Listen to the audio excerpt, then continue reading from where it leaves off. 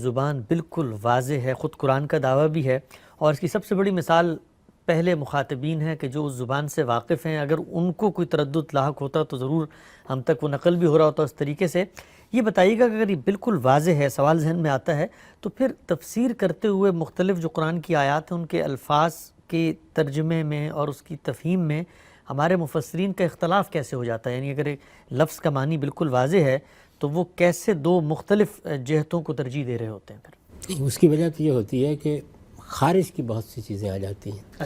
دیکھیے، ہم جب کسی کلام کی طرف رجوع کرتے ہیں، اگر خارج میں کچھ چیزیں لے کر ہم اس کی طرف رجوع کریں گے تو یہ ساری مشکلات پیش آ جائیں گی۔ مثال کے طور پر آپ کے پاس روایات کا ایک پورا ذخیرہ موجود ہے، آپ نے اس سے کسی چیز کو لے لیا اور یہ سمجھا کہ یہ ہمارے پاس صحابہ کرام یا رسالت مآب صلی اللہ علیہ وسلم کی ایک بات موجود ہے، اور یہ خیال کر لیا کہ اس کو تو ہمیں اب حتمی حجت ماننا چاہیے۔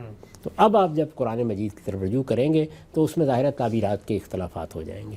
بالکل اسی طریقے سے جس وقت آپ قرآن مجید کی طرف رجوع کرتے ہیں اور آپ کے پس منظر میں ایک زمانے کا فلسفہ، علم کلام، صوفیانہ مباحث ہیں، تو ظاہر ہے کہ اس سے آپ کا ایک ذہن بنے گا، اور جب وہ ذہن بنے گا اور آپ اس کو لے کے جائیں گے تو اس میں بھی اس طرح کی مشکلات پیدا ہو جائیں گی۔ اسی طرح سے اگر آپ کا ایک ذہنی فقہی اسٹرکچر بنا ہوا ہے، ہمارے ہاں ظاہر ہے یہ سارے علوم ترتیب پا چکے ہیں، تو یہ اس وجہ سے مشکلات پیش آتی ہیں۔ آپ اپنے آپ کو ان سب چیزوں سے بلند کر لیں اور قرآن مجید کے سامنے سرنڈر ہونے کا فیصلہ کر لیں، پھر اس طرح کی کوئی مشکل پیش نہیں آتی۔ آگے بڑھتے ہیں۔ یہ جو قرآن مجید پہ غور و فکر کے آپ نے اصول بیان کیے، اس میں ایک بہت اہم نقطہ اور بڑا پریکٹیکل نقطہ ہے، وہ یہ کہ اس کی جو اسلوب کی انفرادیت ہے، اسلوب کی جو ندرت ہے، اس کو پہچاننا بہت ضروری ہے، اور جب تک ہم اس کے اسلوب کی انفرادیت کو نہیں پہچانتے تو ہم یہ جان نہیں سکتے کہ قرآن مجید میں بات کس پس منظر میں ہو رہی ہے، وہ بات کیا اثر رکھتی ہے اپنے اندر۔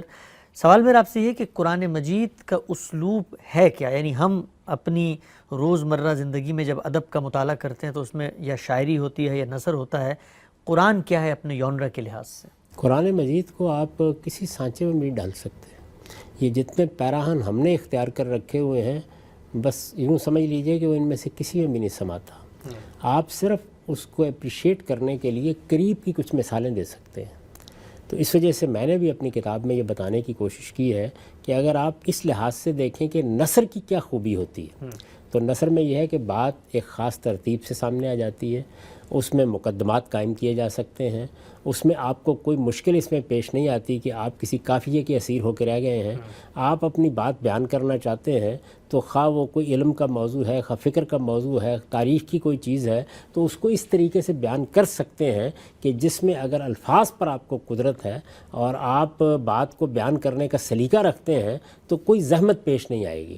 یہ نثر کی کچھ خوبیاں ہیں، لیکن ظاہر ہے نثر جب لکھی جاتی ہے تو ضروری نہیں ہے کہ اس کے اندر ایک آہنگ ہو، اس کے اندر ایک موسیقی ہو، اس کے اندر الفاظ کا ایک خاص در و بست ہو، اس کو آپ اس طرح پڑھ سکیں کہ جس سے روح وجد میں آ جائے۔ یہ چیز نہیں پیدا کی جا سکتی۔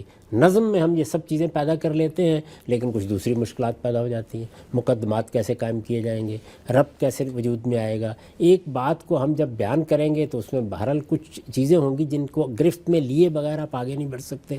تو کچھ خوبیاں اس کی ہیں، کچھ خوبیاں اس کی ہیں، کچھ خامیاں اس کی ہیں، کچھ خامیاں اس کی ہیں۔ قرآن مجید نے ان دونوں کی خوبیاں لے لی ہیں، اور پھر اس کے بعد ظاہر ہے وہ اللہ کا کلام ہے، اس کو اٹھایا ہے پھر، اور اٹھا کے اس درجے میں بلند کر دیا ہے کہ وہاں پھر کوئی نام اس کو دیا نہیں جا سکتا۔ اگر آپ کہنا چاہتے ہیں تو یہ کہیے کہ یہ قرآن کا اپنا ہی اسلوب ہے جس میں وہ بات کرتا ہے۔ بہت قریب اگر آپ دیکھنا چاہیں تو خطبہ کا سا انداز ہے، جیسے کہ ایک ایسا خطیب کہ جو آسمان پر کھڑا ہوا گفتگو کر رہا ہے، دائیں اور بائیں پورے التفات کے ساتھ کبھی ایک بات کہتا ہے، کبھی دوسری بات کہتا ہے، کبھی آسمان پر مضمون کو لے جاتا ہے، کبھی زمین پہ لے آتا ہے، کبھی آپ کے دل کو خطاب کرتا ہے، کبھی دماغ کو خطاب کرتا ہے، کبھی استدلال کر رہا ہوتا ہے، کبھی آپ کے اندر ایک احتساس پیدا کر دیتا ہے، کبھی تصویر آپ کے سامنے لے آتا ہے۔ تو یہ ساری چیزیں جتنی ہیں وہ قرآن مجید کے مضمون کی بھی تشکیل کرتی ہیں اور اس کے اسلوب یا اس کی فارم اور صورت کو بھی متعین کرتی ہیں۔ ٹھیک ہے ہم سب۔ اچھا، اسی بحث میں آپ نے 3 پہلوؤں کی طرف توجہ دلائی۔ اس میں پہلا پہلو یہ ہے کہ جب بھی ہم قرآن کے اسلوب کو سمجھنا چاہتے ہیں تو ہم یہ دیکھیں گے کہ وہاں جو بات ہو رہی ہے اس کلام کا اپنا پس منظر، اس کا کانٹیکسٹ، اس کا سیاق کیا ہے کہ جس کے اندر وہ بات کی جا رہی ہے، اور یہ سیاق متعین کرنے کے لیے، اس کے پس منظر کو جاننے کے لیے کہیں باہر نہیں جانا بلکہ خود کلام کے اندر ایسے قرائن رکھ دیے گئے ہیں جس سے ہم اس بات کو سمجھ سکتے ہیں. تو مجھے ذرا بتائیے گا کہ اسلوب بیان یا اسلوب کلام کو سمجھنے کے لیے جو بات جس پس منظر میں ہو رہی ہے اس کو جاننا کس قدر اہم ہوتا ہے؟ ہر لحاظ سے اہم ہوتا ہے. دیکھیے جو فطری اصول ہیں کسی کلام کو سمجھنے کے وہ یہی ہیں کہ آپ سب سے پہلے لفظ کو دیکھیں گے. میں نے عرض کر دیا کہ قرآن مجید عربی مبین میں ہے، جی اس زبان میں ہے جو رسالت مآب صلی اللہ علیہ وسلم کی زبان تھی. تو آپ لفظ کے معنی جو اس زمانے میں تھے، جن میں وہ استعمال ہوتا رہا، جو ہمارے پاس تواتر سے منتقل ہوئے ہیں، سب سے پہلے تو اس کا شعور پیدا کریں گے. تو لفظ کن کن وسعتوں کا حامل ہے، وہ کن کن معنی میں بولا جاتا ہے یا استعمال ہوتا ہے. یہاں میں یہ بات عرض کر دوں کہ بالعموم لوگ یہ خیال کرتے ہیں جب عربی لغت اٹھاتے ہیں تو انہیں یہ معلوم ہوتا ہے کہ اس میں تو مادے ہوتے ہیں الفاظ کے. اس سے بعض لوگ ہمارے ہاں جو قرآن مجید پر مخلصانہ کام کرنے کے لیے آگے بڑھے ہوں گے اس غلط فہمی میں مبتلا ہو جائے کہ مادے کے کوئی معنی ہوتے ہیں یا لفظ کی کوئی اصل حقیقت ہوتی ہے. یہ مادے کے معنی اور لفظ کی حقیقت یہ لسانیات کی بحث ہے. یعنی اس میں یہ بتایا گیا ہے کہ عربوں نے جب یہ الفاظ استعمال کیے ہیں تو یہ بنے کس طرح ہیں، اور یہ بیان کیا ہے کہ ان کے اندر جو معنی پیدا ہوتے چلے جا رہے ہیں وہ معنی پیدا کیسے ہو رہے ہیں اور ان کے اندر قدر مشترک کیا ہوتی ہے. اس کو بیان کرنے کے لیے فقہ اللغہ کے جو مصنفین ہیں وہ آپ کو یہ بتاتے ہیں کہ لفظ کی اصل حقیقت یہ ہے. اس میں لفظ کبھی استعمال نہیں ہوتا. زبان میں اصل چیز یہ ہے کہ لفظ کس مفہوم میں استعمال ہوتا ہے، اور اس میں آپ کو ہر حال میں یہ بتانا پڑتا ہے کہ اہل زبان اس کو کس طریقے سے استعمال کرتے ہیں. اگر کوئی صفت ہے تو اس کا موصوف اہل زبان کے ہاں کیا ہوا کرتا ہے، اگر حذف ہے تو وہ کس چیز کو یہاں مقدر مانا کرتے ہیں.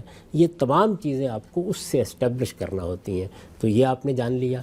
اس کے بعد جملے کی تعلیف، جملے کی جو تعلیف کی گئی ہے وہ تعلیف چونکہ معروف اسالیب پر ہے تو آپ اس کو سمجھتے ہیں. اور پھر آخری چیز کانٹیکس ہی ہوتا ہے.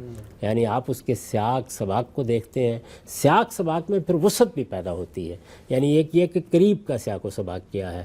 اگر ایک سورہ ہے، مثال کے طور پر ایک چیپٹر ہے یا ایک کتاب ہے، تو بحیثیت مجموعی وہ اپنا عرف تشکیل دے دیتی ہے. یعنی بہت سی تعبیریں اصطلاحات بن جاتی ہیں. ان کو سمجھنا جاننا یہ گویا اس کتاب کو اس کے پورے پس منظر میں رکھ کر دیکھنا ہے. تو یہ سب چیزیں دنیا کی ہر کتاب میں اختیار کی جاتی ہیں. ان میں کوئی نادر چیز نہیں ہے. کوئی ایسا نہیں ہے کہ یہ قرآن کے لیے ہم نے لازم کر دیا ہے. دنیا کے اعلیٰ ادب کو جب بھی آپ اپریشیٹ کرنا چاہیں گے تو آپ کو ان تمام چیزوں کا لحاظ رکھنا چاہیے.